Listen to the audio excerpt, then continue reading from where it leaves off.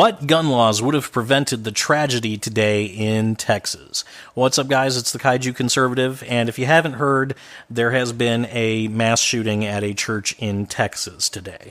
At least 27 have been killed. No motive has been established as of yet. I don't believe they've actually identified the shooter yet, but the FBI has taken over the investigation, and rest assured, ladies and gentlemen, that we will not hear anything else about this shooting for at least a month.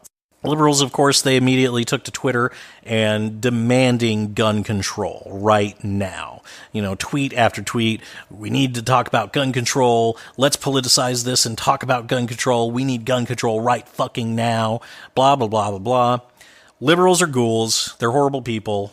We're not going to get into that right now. It's a subject that I've touched at length. What I want to do today, though, is I want to find out from liberals what gun laws would have prevented today's shooting in Texas. And liberals have a couple of go-to responses that they have to that question. The first response that they have, of course, is just to ban guns. Oh, we need to ban guns, get rid of them. If we don't have any guns, then we won't have any mass shootings. All right, well, let's look at that. So let's say we ban guns, totally and completely. Does this apply to guns that are purchased from this point on? So from this point on, you can't buy a gun? Or is this retroactive? Is this something that applies to every single gun that every single person in the United States owns? You know, is this nobody can have a gun for any reason? Well, if it's the first one, if it just applies to guns that are purchased from this point on, then it's kind of a useless law at that point, because you've still got a crap load of guns out there. If it's the second one, if we're going to go ahead and confiscate all guns, how exactly do you go about doing that?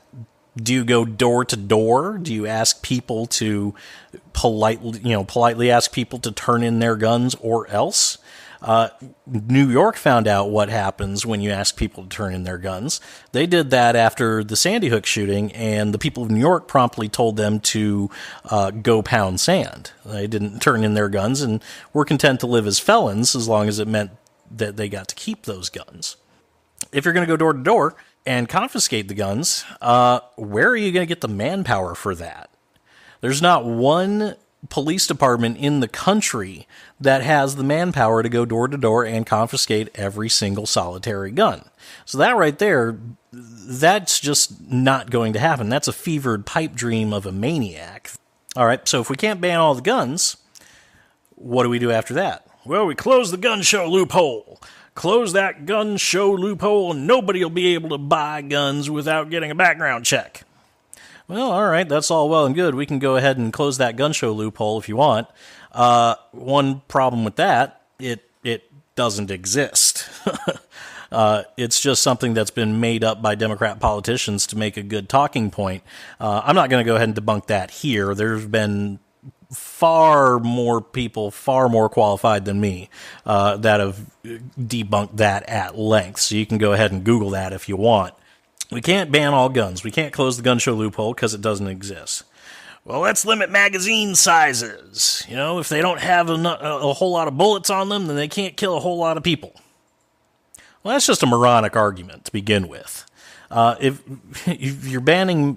you're reducing magazine size, at what point do you decide that, okay, this size magazine is enough and no more? Is it 10? Is it 12? Is it 8? Is it 5? Is it 1? Do we just make every gun single shot from this point on? The other thing to think about with the reducing magazine size is really what's to stop somebody from just carrying more bullets. All right, let's say you cut the size of magazines in half. All right, what's going to stop a mass shooter from carrying 10 magazines instead of 5, let's say? Well, if they don't have a lot of bullets, they can't kill a whole lot of people. All right, again, another moronic argument, because really, how long do you think it takes somebody to reload a gun? I mean, I will fully admit, I've not shot a gun in my life. My knowledge of guns comes from Hollywood, essentially. But it seems to me that reloading a gun, a modern gun, wouldn't really take that long, you know? I mean, we're talking seconds here. That's not really going to prevent anything. I really don't know what that's supposed to accomplish.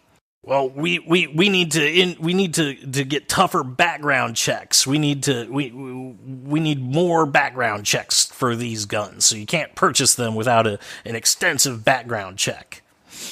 All right, so we increase background checks. Well, everybody already needs to do a background check in order to buy a gun. Stephen Paddock, the Las Vegas shooter, he had to pass some pretty extensive background checks to buy his guns. So I'm not really sure how extensive background checks are going to prevent that. Plus, how deep do you go with these background checks? Do you go back and look at background from 10 years, 15 years, 20 years? What do you include in a background check? How deep do you want the invasion of privacy to go? Do you want the government and the person doing your background check to know literally everything about your life?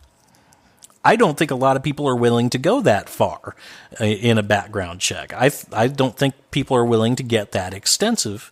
Again, I'm not sure how that's supposed to prevent these things.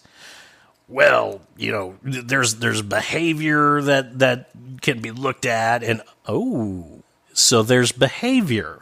Maybe that's the key. Maybe, rather than look at controlling the guns and restricting people's access to guns, we start to look at people. How many of these mass shooters will somebody say, he seemed a little off, or there was just something about him? How many times after mass shootings have we seen all these signs and all these dots that nobody connected? How many times have we looked at a mass shooter and we've said, the signs were there, why didn't anybody do anything? Maybe the key here with preventing these mass shootings is to develop something that's more person-centric rather than object-centric. Maybe, just maybe, we need to look at the behavior of these mass shooters. We need to create a profile, and then we need to apply that profile to somebody who we think may have an issue, or somebody we think may be planning to do a mass shooting. Look at the person, not the gun, and you stand a decent chance of being able to prevent mass shootings in the future. Hey guys, thanks so much for listening. If you liked what you heard, don't forget to hit that like button and subscribe to my channel. Both of those things help me out quite a bit. Also, be sure to hit that notification button so that way you know every single time I upload a brand new video, and I will see you all next time.